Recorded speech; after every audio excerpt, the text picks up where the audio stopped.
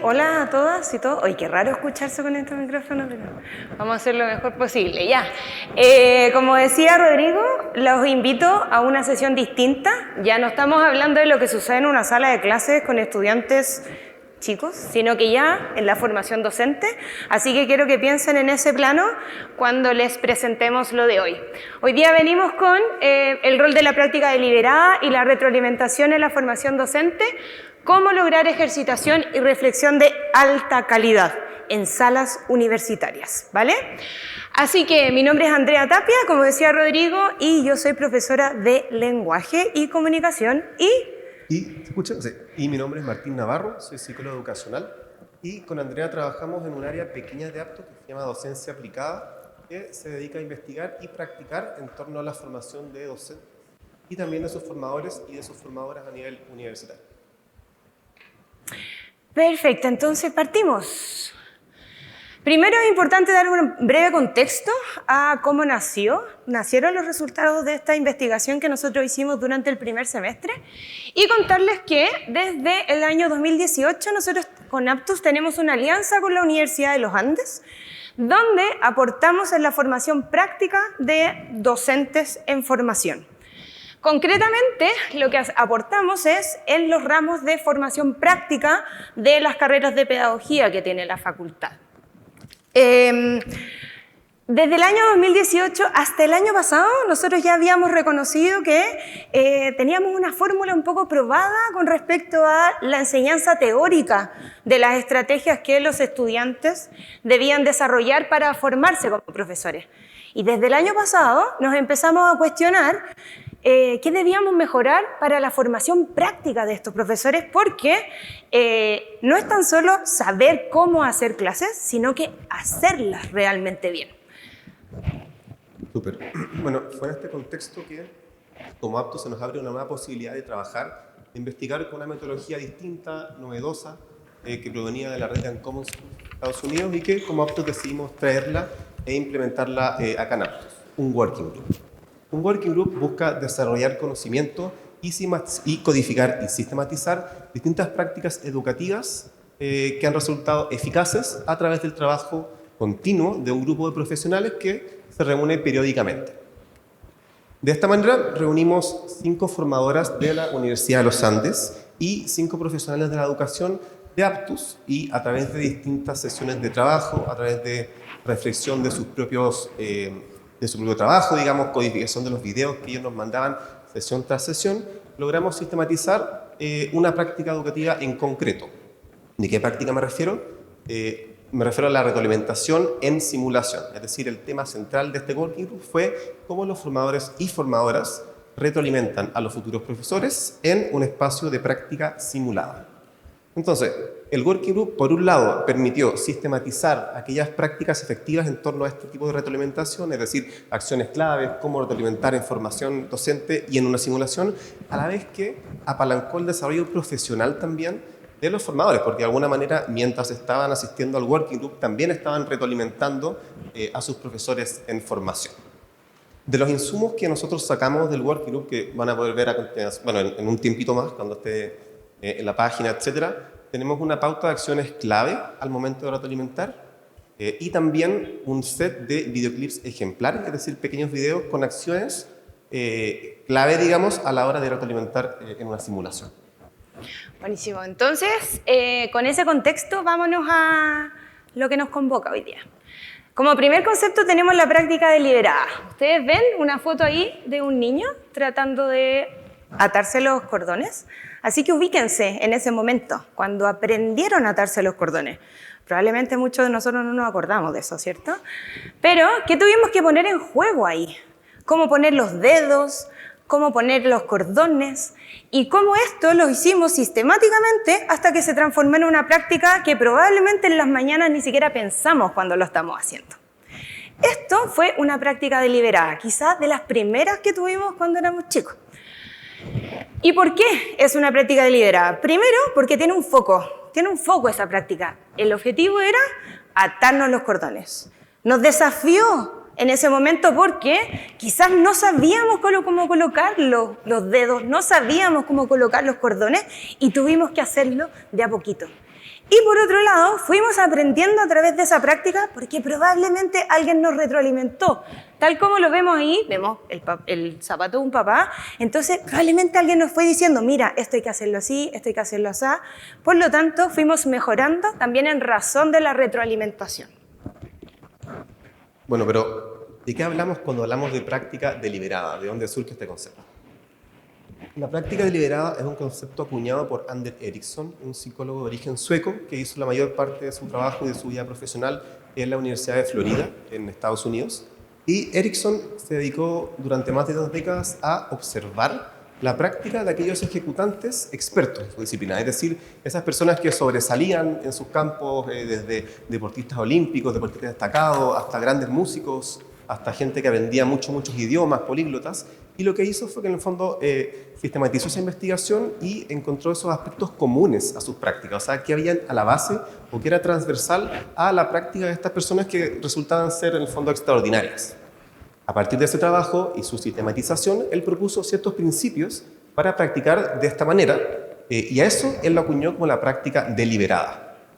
Luego, la institución estadounidense Deans for Impact, además de Ericsson y otros investigadores e investigadoras, se preguntaron, bueno, pero ¿cómo esta práctica deliberada se puede aplicar en una sala de clases? ¿Cómo esta práctica deliberada, estos principios se pueden aplicar en un contexto educativo?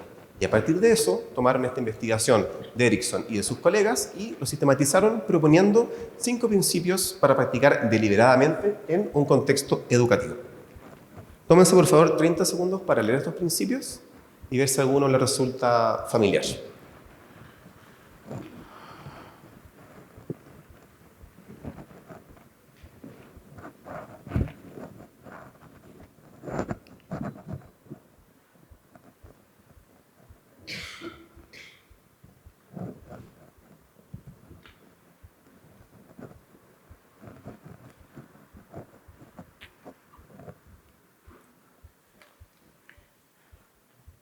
Súper. Bueno, en el Working Group y también en esta presentación nos vamos a centrar particularmente en el principio número 4, es decir, recibir y responder a una retroalimentación que sea específica, que sea oportuna y que sea formativa, lo que nosotros entendemos como una retroalimentación de calidad. Genial. Y si lo llevamos ya concretamente, ¿cómo llevamos la práctica deliberada a un contexto universitario de formación docente? Nosotros nos aseguramos, por una parte, el componente teórico. Los estudiantes tienen que saber cuáles son las acciones clave de cada estrategia, por qué estamos haciendo cada estrategia, desde dónde viene dentro de la estructura de una clase la aplicación de cierto momento o de cierta técnica.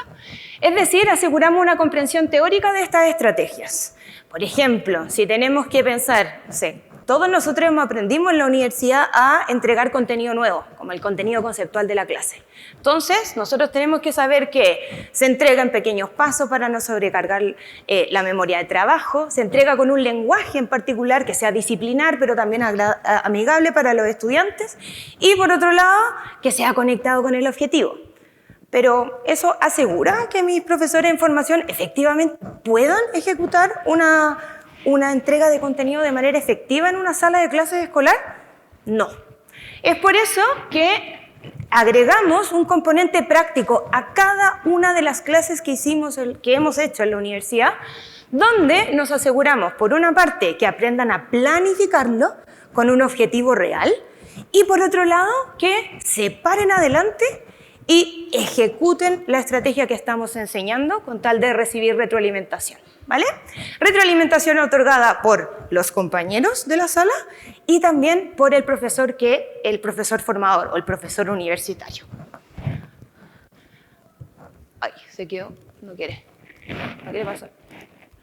Ay. ¿La pila?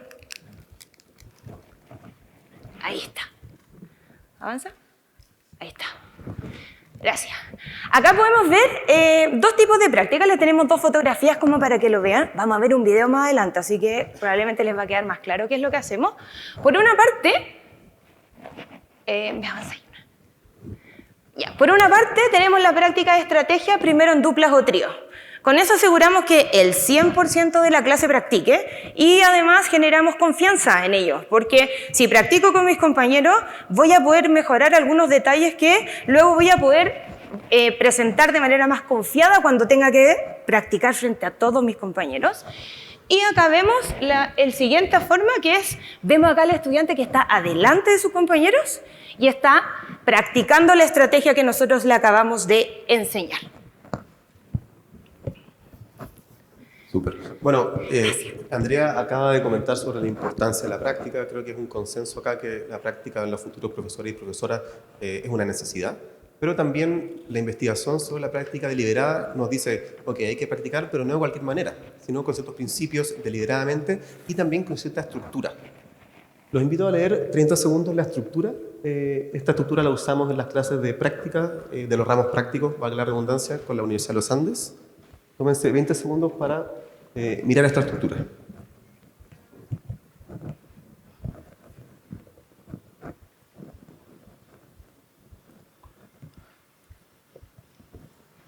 Ahora la voy a explicar un poquito. En primer lugar, el estudiante o la estudiante que va a simular una estrategia contextualiza, es decir, entrega la asignatura, el curso, la estrategia que va a ejecutar o implementar. Luego, hay una primera simulación que suele durar entre 5 y 6 minutos. Seguido de eso, hay una retroalimentación, tal como dijo Andrea, primeramente de un par o una par sobre sus fortalezas y luego el formador o la formadora quien retroalimenta más específica y más profundamente. También pensando en una segunda simulación, entregarle herramientas para que luego pueda mejorar esta implementación en una segunda simulación. Luego de simular, un poco más cortito, 2-3 minutos, más enfocada en esa área de mejora, también algo vinculado a la práctica liberada, o sea, enfocada. Hay espacio para nueva retroalimentación, en donde se sella este aspecto de mejora y si se ve o no se ve evidenciado en la segunda práctica. Finalmente, hay un espacio para una reflexión de cierre que involucra a todos los estudiantes y las estudiantes, no solamente a quien simuló, sino a todos los de la sala, con preguntas tales como cómo esta práctica te desafía, qué desafíos, digamos, aparecen y pueden impactar o repercutir en tu contexto de práctica. Perfecto. Entonces ya tenemos claro el primer componente, que es la práctica deliberada, y luego pasamos al segundo, que es la retroalimentación. Probablemente todos nosotros tenemos un concepto de retroalimentación en nuestras cabezas. Particularmente nosotros queremos distinguir entre dos tipos, que es la retroalimentación elaborativa y la de respuesta correcta. Concretamente nos vamos a quedar con la primera. Una retroalimentación elaborativa promueve la metacognición y el aprendizaje profundo, puesto que con esa información el estudiante puede entender en qué se está equivocando y acertando, así como también desarrollar acciones futuras en base a esa información.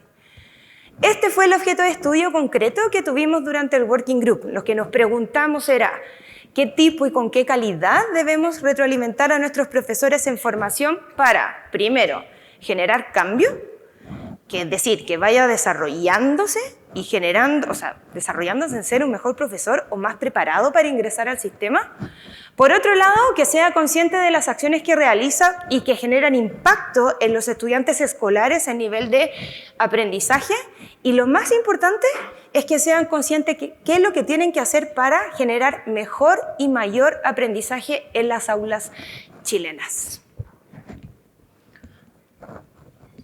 Bueno, la literatura es clara al decir que una retroalimentación efectiva debe contener 3 componentes. Y cada uno de estos componentes responde a su vez una interrogante. En primer lugar, y probablemente el más conocido, porque de hecho en el español se usa sinónimo de retroalimentación con feedback, es el feedback. El feedback es aquella información que le entrega el formador o profesor al estudiante sobre el desempeño actual. Algo así como una fotografía del desempeño del estudiante y suele involucrar aspectos fuertes, fortalezas o también aspectos débiles o debilidades de la implementación. Y responde a la pregunta, ¿cómo lo estoy haciendo? En segundo lugar, destaca el feed up, que señala la dirección que está tomando el estudiante en razón del propósito de la estrategia o del momento que ha implementado. Es decir, tiene que ver con el propósito o la meta de la estrategia que está ejecutando el estudiante o la estudiante. El feed up responde a la pregunta, ¿a dónde me dirijo? En tercer lugar, destaca el componente del feed forward. El feed forward tiene que ver con entregar orientaciones o sugerencias sobre un futuro desempeño del estudiante o de la estudiante. Es decir, entrega herramientas para poder mejorar en una segunda simulación, por ejemplo, en el caso de la estructura con la que trabajamos, o también en cuanto a la transferencia, es decir, cómo vamos a poder aplicar esto en otro contexto. El feedforward responde a la pregunta, ¿de dónde seguir? Ahora bien, a través del trabajo del Working Group y también de la revisión de literatura que nosotros pudimos hacer, dimos cuenta que, claro, toda retroalimentación debe contener estos tres componentes, el feedforward, el feedup, el feedback.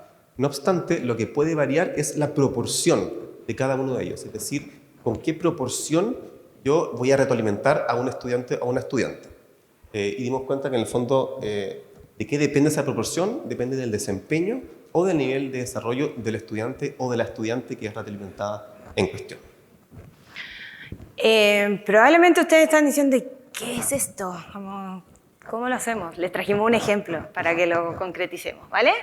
Así que tenemos acá un ejemplo de componente. Imaginemos que acaba de pasar acá adelante una profesora en formación o profesor en formación y está practicando la estrategia, se ve pésimo, pero ahí dice verificación de la comprensión de instrucciones previo a la realización de un ejercicio. Clave esto, ¿no? Cuando estamos en la sala de clases, que los estudiantes tengan muy claro qué es lo que tienen que hacer antes de ponerse a trabajar de manera autónoma.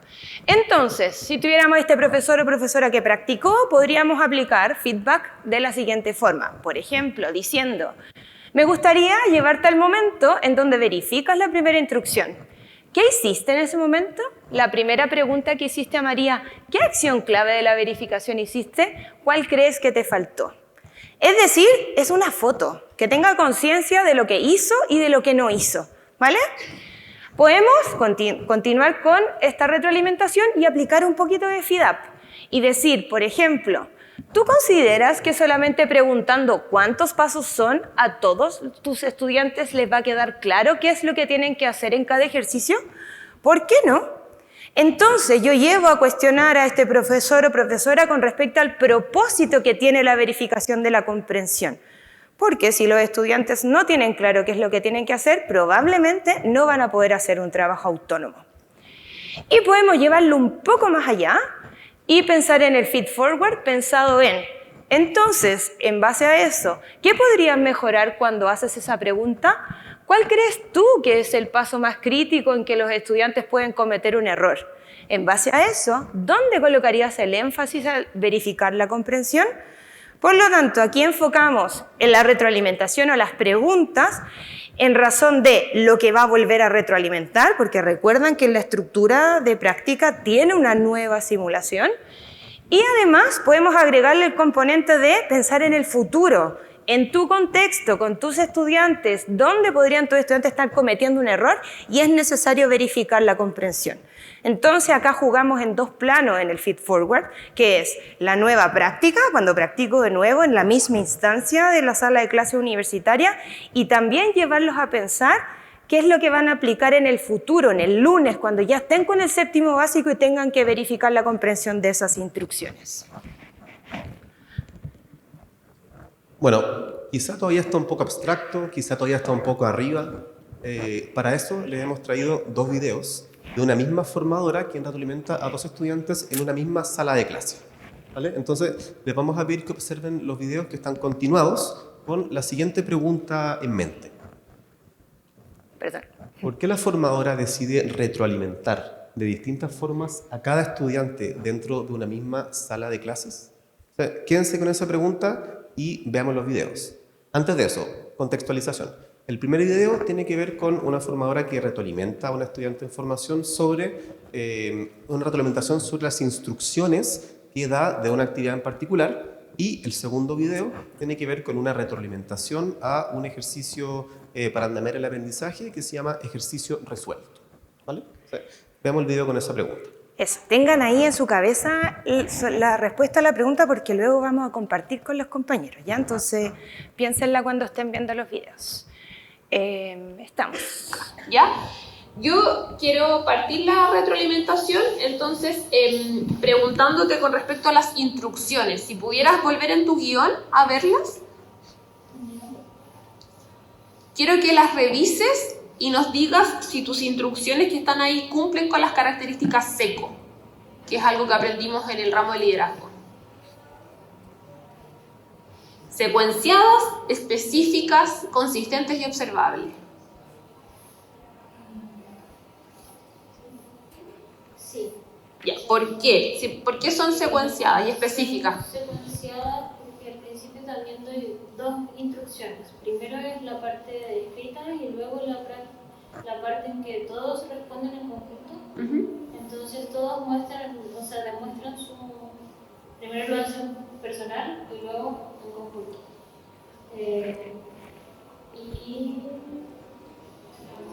Específicas porque les di las especificaciones de que tenían que encerrar un círculo, las alternativas correctas, tenían 5 minutos y lo volví a repetir como para las compañeras que no entendieron. Y Consistentes después. consistentes.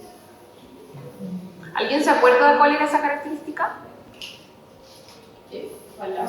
La C, consistente. ¿Qué significaba? Que tienen que ver con el objetivo. Tienen que ver con que a largo plazo pasa a ser la instrucción, por así decirlo, una rutina con los estudiantes. Es algo que automáticamente ellos ya lo logran, ¿no es cierto?, interpretar. Entonces sí podría ser con lo de las manos, que eso quede como para la posterioridad, cada vez que se realiza. ¿Ya? ¿Y observables? Observable porque se observaba que los estudiantes respondían. Ya. Sí, alternativo también. Exacto. Entonces, Faltó como el chequeo de cuántas personas respondieron así, pero eran 3. Ya, pero ojo, eso es chequeo de la comprensión del contenido, más que de la verificación de las instrucciones, ¿ya? Primer punto que quiero que esté en su mente para que puedan integrar cómo las claves seco están en las instrucciones de esos ejercicios que ustedes estaban entregando. Si eran secuenciales, específicas, consistentes y observables. Lo que pasó en la simulación de Paloma es que estas instrucciones todavía no son consistentes.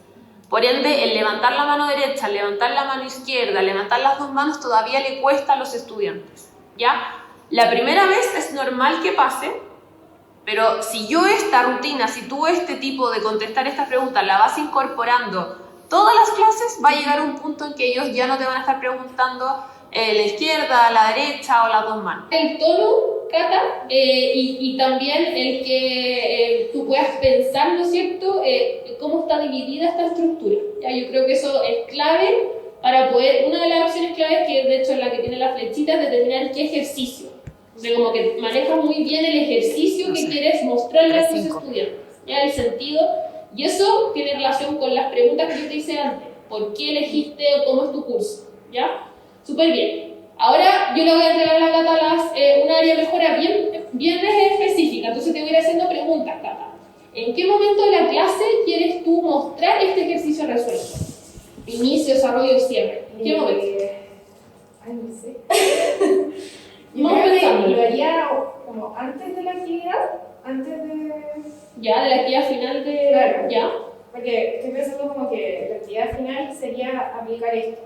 Perfecto. Entonces el momento sería antes de, como a la mitad de la clase, ¿no? Claro. ¿Ya? ¿Y por qué ese momento, que lo acabas de decir, pero quiero que lo vuelvas a mencionar? ¿Por qué en ese momento quieres que hagan el ejercicio resuelto? O sea, quiero como que apliquen inmediato lo que les estoy mostrando. Porque si no, siento que no se les va a quedar como... Y obviamente haría una actividad, bueno, como ligado a esto. Pero como algo distinto, porque entonces va a caer un momento como vacío en medio de la clase. Ya. Van a ver aplicar. Entonces, si tú quieres, ¿no es cierto?, hacer esta actividad a la mitad de la clase porque quieres que ellos apliquen este ejercicio para que después tengan otra oportunidad de práctica para que lo realicen, ¿qué elemento, ¿no es cierto?, sería clave en esta estructura de respuesta mostrarle a los estudiantes? Delante algo estuviste diciendo. Si yo tuviera la oportunidad de tener un PowerPoint, por ejemplo, o plumón y pizarra, ¿cuál es la estructura medular que tú quieres que tus estudiantes se lleven de ese ejercicio resuelto?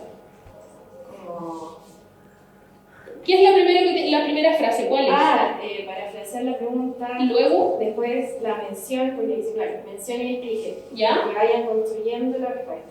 Entonces, que mencionen y luego vayan explicando cada uno de los factores. Ya. Separando como ellos también las ideas.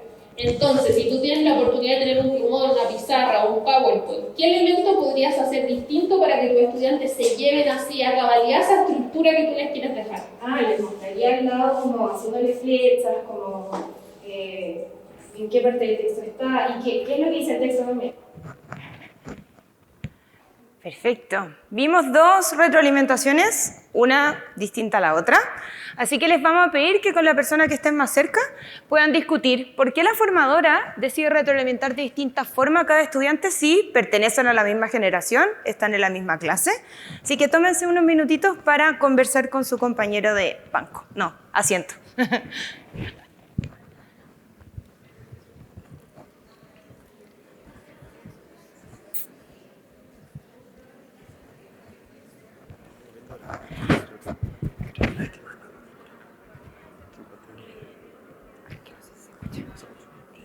Voy a decir, porque nos dije lo de las preguntas, entonces lo voy a decir, hay un elemento que tenemos en común en estos videos que son las preguntas que hace la formadora.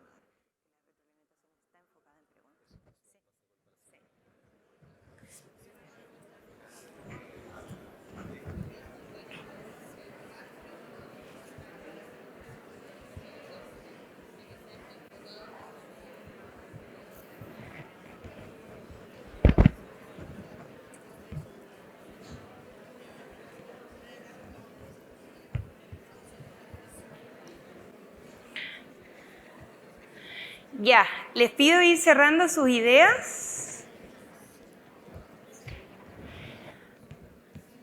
Muchas gracias. Probablemente hay un elemento que ustedes reconocieron que tienen en común y es un poco lo que salimos a buscar durante este proceso de investigación. Muchas veces nosotros decidimos retroalimentar diciendo directamente lo que hay que mejorar, ¿cierto? Para hacerlo más eficiente, para que llegue directo, pero no aseguramos ese proceso de reflexión que un profesor en formación necesita tener para poder luego, en el tiempo, mantener esa reflexión pedagógica que es tan necesaria para nosotros como profesores en el día a día. Entonces, probablemente muchos de ustedes sacaron ahí en sus ideas que es la pregunta la base de este tipo de retroalimentación, ¿vale? Entonces, ¿cuáles fueron los resultados que tuvimos después de haber hecho esta investigación, trabajo durante 6 meses con formadores tanto de Aptus como de la Universidad de los Andes? Tomamos, no sé cuántos videos hayamos visto, pero vimos muchos videos, sistematizamos muchas prácticas y llegamos a los siguientes resultados. En una sala de clases universitaria, tal como hay en las salas de clases nuestras con estudiantes más chicos, tenemos distintos niveles, ¿cierto? Algunos que les entienden las cosas así rápido, que reflexionan, que dan la respuesta esperada, y otros que demoran un poco más de tiempo en lograr el objetivo que nosotros tenemos. Pero el desafío que nosotros tenemos es que tenemos que formarlos a todos para que sean buenos profesores en el futuro. Y por ello es que aquí empiezan a jugar los tipos de feed que podemos aplicarles a cada uno, como lo decía Martina hace unas diapositivas atrás. ¿Dónde aprieto el botón de manera más profunda para llevar a este profesor de tal o cual desempeño al estado siguiente? ¿Y a qué conclusiones llegamos? Fue que a un profesor de desempeño alto, que es el que practica muy bien, que las cosas le resultan, que reflexionan de una manera más profunda, podemos generar, o lo que vimos en los videos, era que las formadoras tomaban la decisión de hacer más feed forward, es decir, pensar más en el futuro. ¿Qué desafíos tenemos? ¿Qué desafío tengo yo el lunes para hacer la práctica o la ejecución de la estrategia? Es decir, ya tenemos un estado, porque ya practica muy bien, ya reflexiona muy bien, entonces yo lo tengo que desafiar a pensar en su contexto, dónde y cómo lo va a aplicar en su sala de clase. Luego tenemos a profesores con desempeño promedio, que practican muy bien, que tienen muchas ganas, pero a veces les cuesta reconocer fácilmente la mejora. Entonces aquí tenemos que jugar un poco de manera más, quizás, igualitaria con los 3 tipos de feed, pero probablemente vamos a aplicar un poco más de feed up, porque ya ejecuta bien, quizás le falta un pelito para llegar a la efectividad, pero ¿qué es lo que importa? Es que reconozca que la mejora va en razón del propósito mayor de cumplir la estrategia, del propósito mayor que tiene, que es generar mayor aprendizaje en los estudiantes.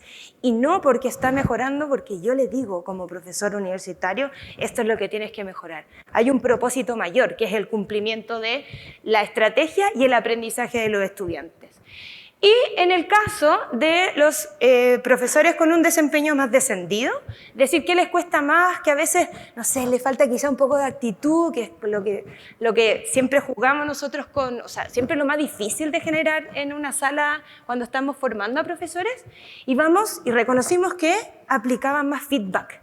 Es decir, se enfocaban más en la fotografía, que pudieran saber qué es lo que hicieron bien y qué es lo que tenían que mejorar concretamente. ¿Y por qué no llevarlo a un estado mayor? Porque se escapa de su campo de desarrollo, de su alcance.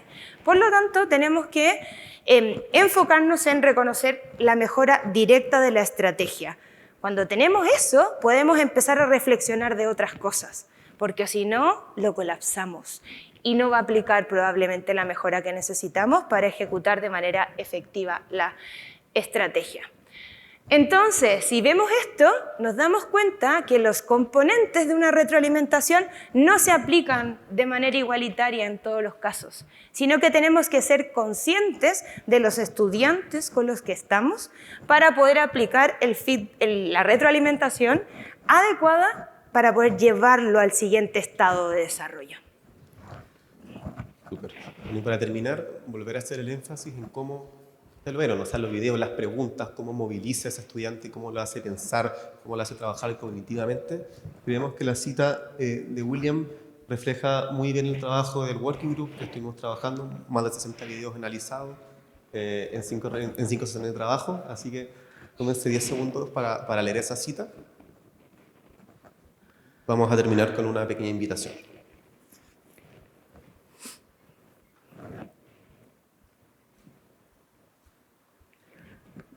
Bueno, ahora sí para terminar, queremos hacerles una invitación. Si alguno de ustedes quiere profundizar, seguir estudiando en torno a los principios de la práctica deliberada o en particular de la retroalimentación, les comentamos que desde Aptus acabamos de lanzar un nuevo curso online, un MOOC, que es un curso totalmente gratuito, con una certificación asincrónico, en donde indagamos, estudiamos, profundizamos en torno a los principios de la práctica deliberada en la educación, a través de ejemplos, explicaciones, casos prácticos. Así que todos y todas muy bienvenidos bienvenidas e invitados e invitadas a ser parte de la comunidad MOOC de Aptus. Y para cerrar, bueno, quedan nuestros mails ahí, quien quiera escribirnos. Nos encanta compartir lo que hemos aprendido porque creemos que necesitamos mejores profesores para nuestros estudiantes. Entonces, desde la universidad tiene que partir también esa mejora, no desde la formación continua solamente, sino que desde ahí, desde cuando decidimos ser profesores. Así que no sé si nos queda tiempo. Nos quedan 5 minutos si alguien quiere hacer alguna pregunta. ¿O estamos? ¡Ay! ¡Ay, no se escucha!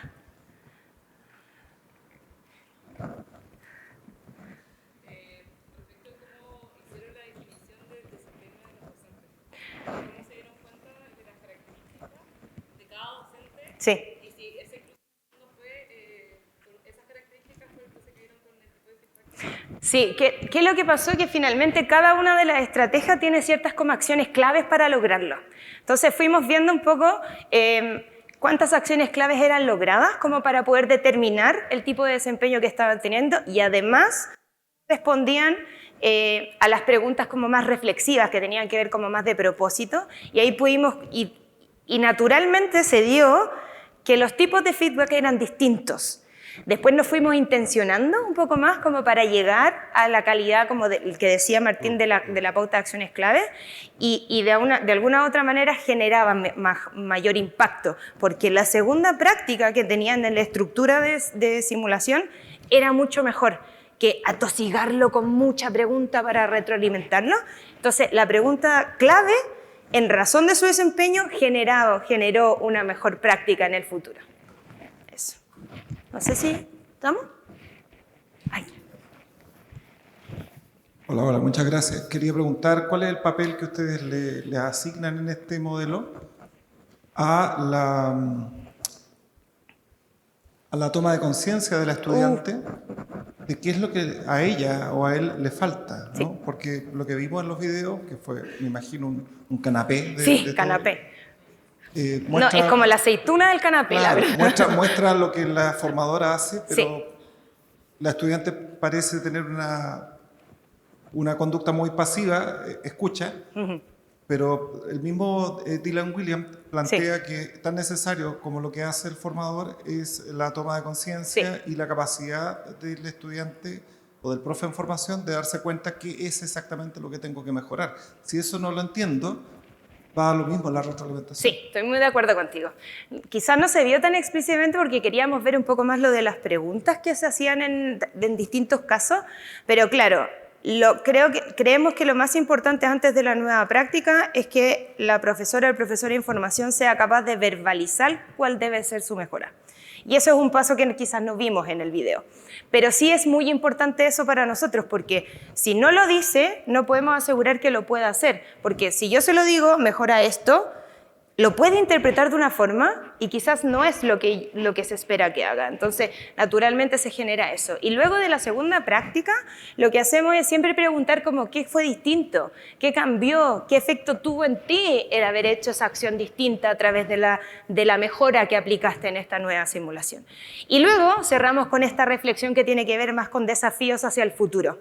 Entonces, sí, para nosotros es muy importante y es uno de los desafíos y creo que también por eso estuvimos haciendo este proceso, porque necesitamos que los profesores que se están formando tengan un proceso reflexivo mayor y que pueda ser llevado también a su desarrollo docente. Y también para agregar lo que dice Andrea, el tercer principio de la práctica deliberada es trabajar con un foco específico, un foco, una conciencia clara de dónde vas a buscar a mejorar.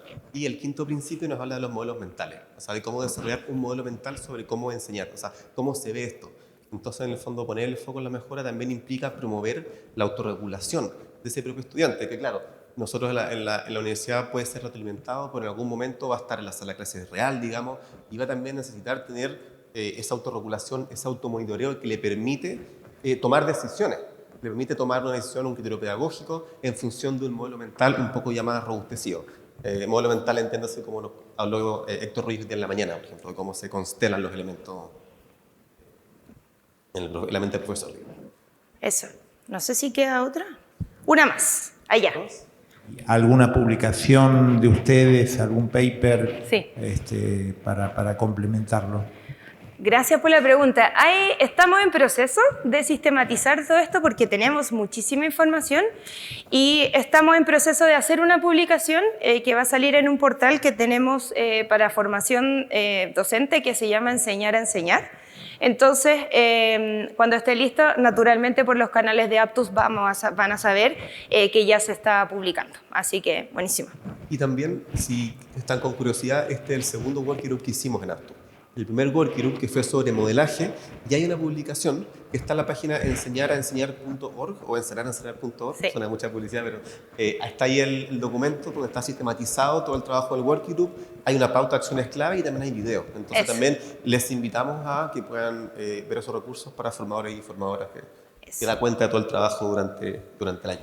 Y es aplicación de modelaje en formación de docentes, no modelaje en la sala de clases para los niños, sino que el modelaje como andamio para que un profesor pueda ejecutar de manera más efectiva sus clases.